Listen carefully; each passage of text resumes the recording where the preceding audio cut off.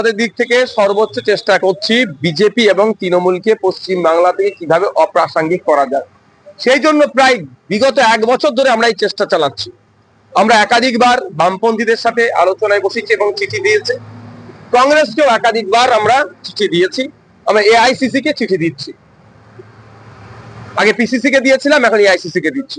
শুধু তাই না, আপনাদের জ্ঞাতার্থে জানিয়ে রাখি, অনেক সামাজিক সংগঠন তারাও চাইছে এই বিজেপি তৃণমূলের হাত থেকে বাংলাকে মুক্ত করতে। সেজন্য তারা সরাসরি কন্টেস্ট করবে না, কিন্তু তারা আমাদেরকে পূর্ণ সমর্থন দিতে চাইছে। অনেক ছোট বড় রাজনৈতিক দল আছে, প্রত্যেককে নিয়ে যারা অবিজেপি তৃণমূল যারা অবস্থান রাখছে এবং সেকুলার মাইন্ডে যারা চলে, তাদেরকে ঐক্যবদ্ধ করার চেষ্টা করছি। এবার আমার অনুরোধ এতটুকুই, মিডিয়ার মাধ্যমে প্রশ্ন যখন তুলেছে যে দ্রুততার সাথে জোট না হলে এই জোটের সুফল আমরা বুথের স্তরে পাবো না। শুধু এই শহরের রাজ্য নেতৃত্বদের মধ্যে হয়তো জোট থাকবে। যদি আমরা দ্রুততার সাথে জোটটা ঘোষণা করতে পারি, তাহলে ইম্প্যাক্ট আমরা বুথ স্তরে পৌঁছাতে পারবো।